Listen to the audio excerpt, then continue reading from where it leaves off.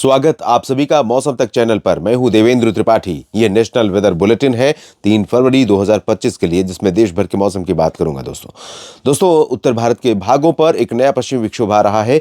जो सिस्टम कहीं ना कहीं उत्तर भारत के पहाड़ों से लेकर मैदानी क्षेत्रों के मौसम को बदल देगा। अनुमान यह है कि कई राज्यों में बरसात के साथ पहाड़ों पर बर्फबारी, मैदानी इलाकों में बरसात होगी और उसके साथ या उसके बाद कह सकते हैं कि ठंडी उत्तर पश्चिमी शुष्क और ठंडी हवाएं जब चलेंगी तो बिहार तक तापमान गिरेगा और फिर से तापमान गिरेगा छत्तीसगढ़ और उड़ीसा, मध्य प्रदेश, महाराष्ट्र, गुजरात, राजस्थान का भी। हालांकि मध्य भारत के भागों पर बहुत ज़्यादा प्रभाव इन हवाओं का अभी लंबे समय तक पड़ेगा ऐसा लग नहीं रहा है, लेकिन इतना लगभग तय है कि पंजाब, हरियाणा, राजस्थान, दिल्ली, उत्तर प्रदेश और बिहार के तमाम हिस्सों में और कुछ मध्य प्रदेश के भागों पर जो तापमान अभी बढ़े हुए हैं, सामान्य से ऊपर रिकॉर्ड किए जा रहे हैं और ऐसा लग रहा है कि सर्दी समय से पहले चली गई और गर्मी पहले वापस लौट गर्मी यानी गर्मी की शुरुआत पहले हो गई। तो आपको बता दूं कि अभी सर्दी के सीजन ने अलविदा नहीं कहा है। पहाड़ों पर अगर फरवरी के आखिर तक, और कई बार आपने देखा होगा कि मार्च के महीनों में भी WD आते रहते हैं, तो मार्च का महीना भी सिंपल सा इसका फंडा है कि अगर पहाड़ों पर बर्फ गिरती रही, चाहे वो 4, 5, 6 दिन या 7 दिन के बाद ही गिरे, लेकिन उसके बाद यहाँ से ठंडी हवाएं जब चलने तो उन हवाओं को नीचे तक पहुँचने का मौका मिले और इतनी प्रभावशाली हो कि वो छत्तीसगढ़ में रायपुर, उड़ीसा में भुवनेश्वर, रांची झारखंड में, कोलकाता पश्चिम बंगाल में और महाराष्ट्र में नागपुर और विदर्भ के रीजन में या मुंबई तक पहुंचे, सूरत वलसाड़ तक पहुंचे, जयपुर जोधपुर तक पहुंचे, तो इन हवाओं का असर दिखता है और तापमान गिरने लगता है। तो इस तरह की परिस्थितियां, इस तरह का फ्लक्चुएशन, उतार चढ़ाव अभी बना रहेगा। अभी बने रहने में ही भलाई है, नहीं तो तापमान अगर अभी से बढ़ना शुरू हो गया तो निश्चित तौर पर फसलों के लिए बहुत कह सकते हैं कि किसानों की मुश्किलें बढ़ जाएंगी। किसान भाइयों को सिंचाई ज़्यादा करनी पड़ेगी और मवेशियों, फसलों, सबकी जो सामान्य कह सकते हैं सामान्य स्वास्थ्य है उस पर असर पड़ता है। तो अभी WD एक आ रहा है और उसके प्रभाव से सर्कुलेशन बना हुआ है राजस्थान के ऊपर। नमी वाली हवाएं ऊपर की तरफ उठ रही हैं। कल से बादल छाने शुरू हुए होंगे बड़े पैमाने पर 3 फरवरी से, और बारिश की संभावनाएं भी बनेंगी। तो आइए जानते हैं देश भर में उत्तर, मध्य, पूर्वी और दक्षिण तथा पूर्वोत्तर में कैसा मौसम रहेगा। तो दोस्तों जो अभी WD उत्तरी पाकिस्तान और एडजॉइनिंग वेस्टर्न हिमालयन रीजन पर है, इसका जो प्रभाव है वो पहाड़ों पर गिलगित बाल्टिस्तान, मुजफ्फराबाद में और जम्मू कश्मीर तथा हिमाचल प्रदेश और लद्दाख पर, उत्तराखंड में भी दिखाई पड़ना शुरू हो चुका है। रात से शुरू हो जाएगा। कल यहाँ पर बादल और बढ़ जाएंगे और मैदानी भागों पर जहाँ तक की बात है, मैदानी भागों में पंजाब और हरियाणा, दिल्ली और राजस्थान के कुछ पूर्वी उत्तरी क्षेत्र, उत्तर में बीकानेर और गंगानगर, चूरू, सीकर, अलवर और जयपुर से लेकर भरतपुर, दौसा, करौली, धौलपुर, आगरा से लेकर बरेली, इस रीजन में बादल दिखाई पड़ेंगे। हालांकि मैदानी भागों में हो सकता है कि दिन में आसमान पूरी तरह से साफ रहे और मौसम शुष्क रहे, लेकिन हवाएं यहाँ पर जिस तरह से आज थोड़ी सी पलटी मारी थी दिल्ली और हरियाणा, पंजाब के ऊपर, और उत्तर की हवाएं धीमी गति से चल रही थी, लेकिन उन हवाओं में ठंडक आ रही थी। और ठंडक इसीलिए आ रही थी क्योंकि पिछले 24 से 36 घंटों में पहाड़ों पर कुछ गतिविधियां हुई हैं, तो उनके चलते तापमान आज कंपेरेटिवली दिल्ली में गिरा है। पालम में आज 22 डिग्री सेल्सियस तापमान रिकॉर्ड किया गया, जो लगभग 25-26 पहुंच गया था। तो 3-4 डिग्री का फर्क आया। मुझे उम्मीद थी कि बढ़ेगा ही, घटेगा नहीं या उसी लेवल पर मेंटेन करेगा, लेकिन ये हवाएं धीमी गति से पहुंची और इन्होंने तापमान को नीचे किया। लेकिन अभी जो सिचुएशन है उसके अनुसार राजस्थान पर बने सर्कुलेशन के कारण यहाँ पर दक्षिणी हवाएं आ रही हैं, तो दक्षिणी हवाएं टेम्परेचर को ऊपर रखेंगी। रात में, सुबह के समय भले मौसम ठंडा रहे, थोड़े बहुत कोहरे की संभावना बने पंजाब, हरियाणा, दिल्ली, उत्तर प्रदेश और बिहार तक, लेकिन बहुत जल्दी कोहरा हटेगा, ज्यादा घना नहीं होगा और उत्तर की हवाएं नहीं चलेंगी, तो तापमान बहुत नीचे नहीं रहेगा, ना दिन में, ना रात में और ना ही सुबह के समय।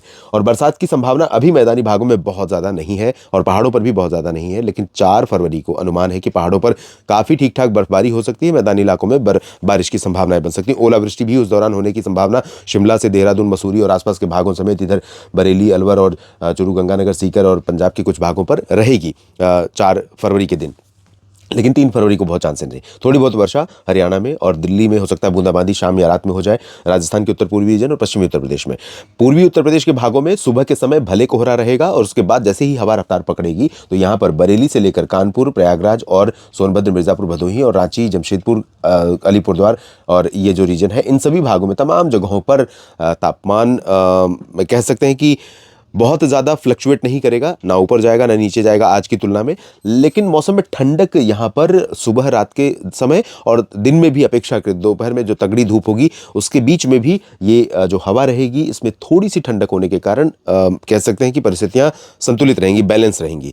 पूर्वोत्तर भारत में फिलहाल ड्राई वेदर बना रहेगा सभी जगहों पर, और यहाँ पर कुंभ मेला क्षेत्र में क्योंकि 3 फरवरी को मौनी अमावस्या का स्नान है तो यहाँ पर श्रद्धालुओं के लिए सुबह के समय थोड़ी ठंडी और कोहरे या धुंध जैसी स्थिति रहेगी, और दिन उसके बाद जैसे ही हवा रफ्तार पकड़ेगी 8-9 बजे से धूप खिलनी शुरू हो जाएगी और धूप हो सकता है तेज हो जाए। तो दोपहर में स्नान करने वाले श्रद्धालुओं के लिए प्रयागराज महाकुंभ मेला क्षेत्र में श्रद्धालुओं के लिए कोई ज़्यादा मुश्किल नहीं होगी मौसम के लिहाज से। मौसम के संदर्भ में अगर हम देखें तो उड़ीसा, छत्तीसगढ़, मध्य प्रदेश, महाराष्ट्र और गुजरात, गोवा का जो रीजन है यहाँ पर दोस्तों साफ और शुष्क मौसम बना हुआ है। आज कुछ बादल यहाँ पर महाराष्ट्र में थे और अभी भी बने हुए हैं। इंदौर, उज्जैन और सूरत के आसपास भी बादल आज दिखाई पड़े।